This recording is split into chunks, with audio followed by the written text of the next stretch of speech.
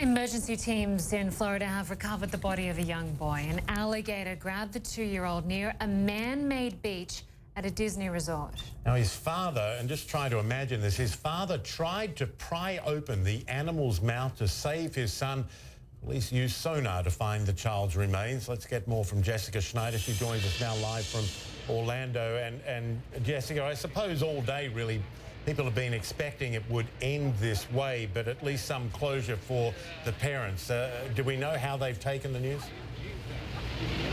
We don't know exactly how they've taken the news, Michael, but we can only imagine that they're devastated. It was 16 hours after their little boy was snatched by an alligator and then dragged into that man-made lagoon that dive teams finally located his body. We heard from the sheriff just a little while ago, and he told us that he personally delivered the news to the mother and father. At about 1:45 today, members of the Orange County Sheriff's Office dive team located what is believed to be the remains of the deceased, a 2-year-old, and I'll identify him in just a few moments.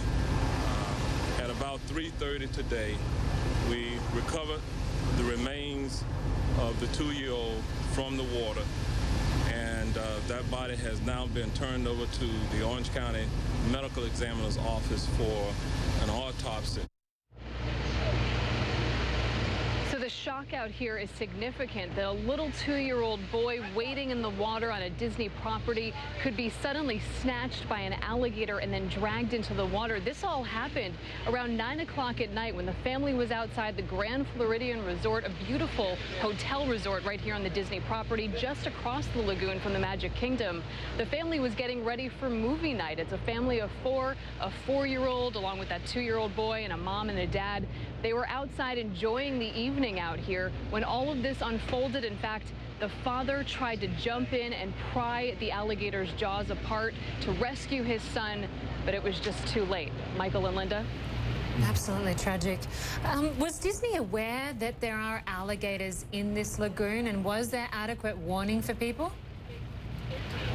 Well, Lynda, the thing about Florida is that there could be alligators anywhere, but in particular, a lot of guests come here from all over the world, all over the country, so they might not be aware that there could be alligators anywhere, and that is a problem, say the guests here. In fact, the signs that are out there simply say no swimming. There's no mention about alligators.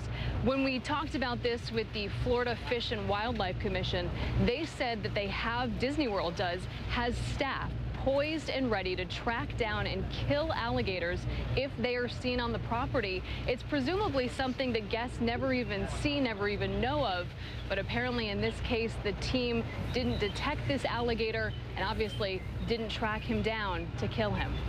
A lot of questions yet to be answered about whether people should have been alerted or warned about them being there. Yeah. Jessica Schneider, great to have you with us. Thank you very much for that update. Well, that child's family was at an outdoors movie night at the Disney Hotel, and the president of Walt Disney World Resort says this, quote, "There are no words to convey the profound sorrow we feel for the family and their unimaginable loss. We are devastated and heartbroken by this tragic accident, and we are doing what we can to help the family during this difficult time." He went on behalf of everyone at Disney, we offer our deepest sympathies. Well, something like this has never happened at Disney before, and generally alligator attacks on humans are pretty rare. Let's get more from Jeff Corwin. He's an animal expert and joins us live from Washington. Jeff, as we understand it, we heard that the father and the mother desperately tried to jump in to pull the boy from the jaws of this alligator. Was there anything they could have done? I think they did everything humanly possible to try to save their child, as anyone would. They chose to take this creature on, and unfortunately, they weren't successful. A lot of people don't realize how powerful the jaws are of an alligator. Per square inch, they deliver thousands and thousands of pounds of pressure. It is like a reptilian vice, very hard to open, even a moderately sized alligator. You know, a lot of people are thinking, what would you do? What should you do? And you, as you point out, I mean, it's a pretty hard thing to fight. Is there anything? Do you try to poke them in the eye? I mean, what do you think? I think the father and the mother did exactly what they needed to do. It just wasn't enough. It didn't work in that situation. There are examples of a predatory response where someone has been attacked by a shark or an alligator, and they fight back and they resist, and that predator realizes that it's taken on more than it's bargained for. And there are examples where alligators or crocodilians have backed off, especially smaller animals. And now we discover that, in fact, the boy was found in the water and the alligator was not in the area, not in the vicinity. So sometimes that does work. But you have to remember, guys, we are in their world. This is a time-tested creature that has been surviving like this practically unchanged for over 60 million years. The water is his realm. It's his universe. Absolutely. And this attack, of course, happened at around 9 p.m. local time, just after dusk. Is that the worst time for these sort of attacks? Is that when alligators are looking for dinner? Interesting question. They are opportunistic predators. Assuming they're warm enough and they feel secure enough, they will eat when they have something that they feel that they can eat. But primarily, as you've indicated, they are nocturnal predators, and they are masters when it comes to ambushing their prey. You could have a 12, 13-foot alligator. It could start 100 yards away, and within a minute or two, it has creeped in close to you, an intelligent primate, and you would have no idea. Why? Because they're practically invisible. Their hide, their leathery skin matches the water they're in.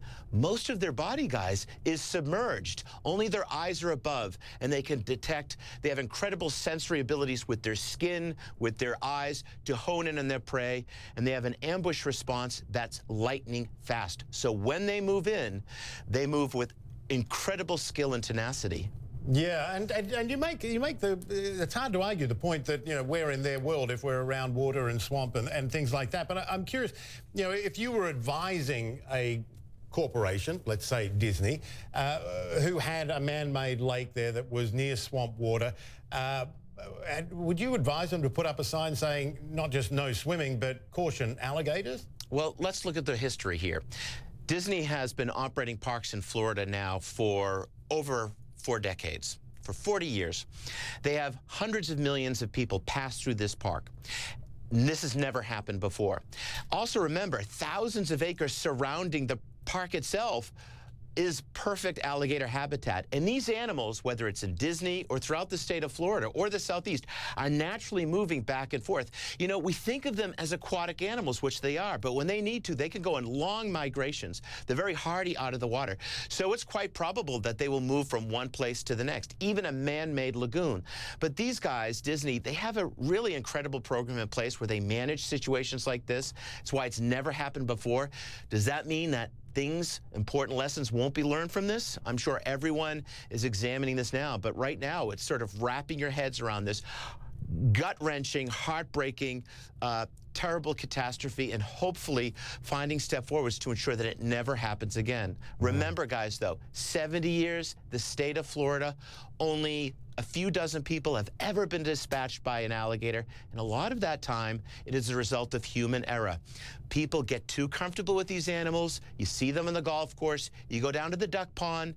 A piece of bread goes to the duck, and it goes to the alligator. And once that creature loses its natural sense of fear, trouble awaits, whether that's an alligator, a mountain lion, or a bear. We have to respect wildlife.